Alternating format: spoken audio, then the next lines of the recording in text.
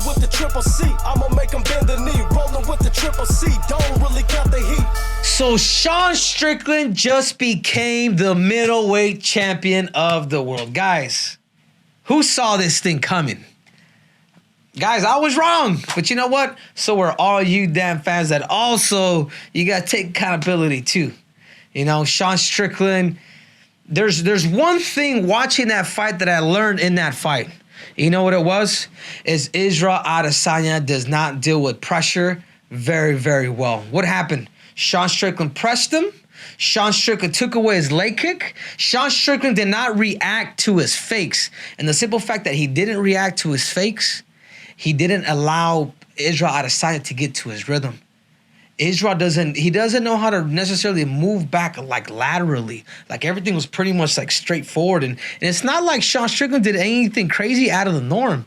He literally just walked this dude. He walked this dude down. You guys know what he did? He threw straight punches. As Israel was trying to throw that limbo hook, Sean Strickland got him against the cage and just running things down the middle to eventually steal round one. And that's pretty much how the rest of the rounds pretty much went. I mean, does Israel Adesanya, watching this fight, you know, you think about it, you listen to somebody like Dana White.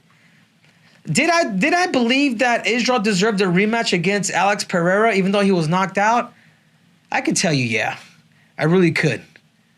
But after losing 4 rounds to 1, does he deserve a rematch now? And this isn't Henry. This isn't Triple C, the Israel Adesanya hater. This is Triple C. This is Henry Cejudo. Does he deserve a rematch? No. 100% no. Daniel Cormier doesn't believe it. Chael Sonnen doesn't believe it. The rest of the whole damn world doesn't believe it. Will he get it? 100%. When you're Dana White's boy, when you're his cash cow, when you're an entertainer and you've done special things like Israel, and you've been able to kind of grow the sport, Dana White will give you that opportunity. Now, my question is for you, Israel. Is it smart for you to take a fight against a guy like Sean Strickland? Is Sean Strickland the guy to come back after being dominated in a 5-round fight? I didn't see that spark in him. Like it was a trip. And the simple fact that Sean Strickland pretty much just ran out. And it's not even like Sean Strickland did anything special either. He fought him the way he fought everybody else, and he was able to win.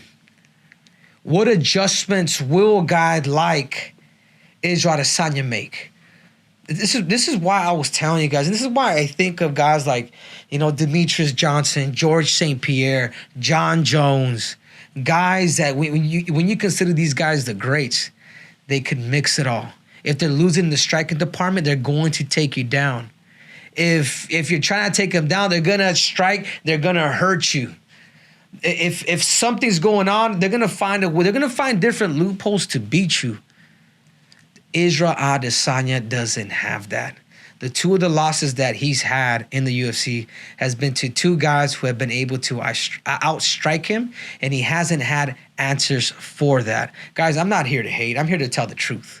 You know what I'm saying? I am literally here to tell the whole truth and nothing but the truth. I do believe if I'm in Israel's shoes, I would literally, okay, now it's time to take a break. Now it's time for me to let this division kind of move on. Like, who knows, Israel? Maybe a 6-month thing, maybe a year if you like. You probably could become bigger. And I guess, and I tell you what, since Dana White loves you so much, you know, if you wait a little bit, you raise the stock value of you. People wanna miss you. You know what I mean? Maybe make them miss you after a loss. 'Cause remember, that's 2 losses in the last. And the last, I want to say, 8 months. And his last 3 fights, he's lost twice. You know, yeah, he had a spectacle, and he was able to knock out Israel. He was able to knock out Alex Pereira. But you lose another fight like that against a one-dimensional fighter like Sean Strickland, like that really tarnishes your legacy. Now, if you come back and beat him, kudos, but you still lost to a guy like Sean Strickland. If I'm Israel Adesanya, I'd be taking a back seat, and I want to see Hamzat fight Paulo, and then I want to see maybe Duplessis fight maybe the winner of that, you know. But I would, looking at that fight now, the way you were pressing, the way you were walked down, Like there is no answer in that sense. So I think I'm thinking now strategically. Don't think of pride. Think of tactically and strategically. How's it that you actually want to fight this fight? Or who is it that's going to be more adjustable for you? Is it going to be a Duplessis, or will it be a guy like Hamza? Because remember, those guys are not going to pressure. Those guys are not going to walk and just throw punches. It almost seems like you had a tougher fight against Sean Strickland than you did with Alex Pereira the first time you fought the first time you fought him in Madison Square Garden. It almost seems like that pressure is the biggest difference.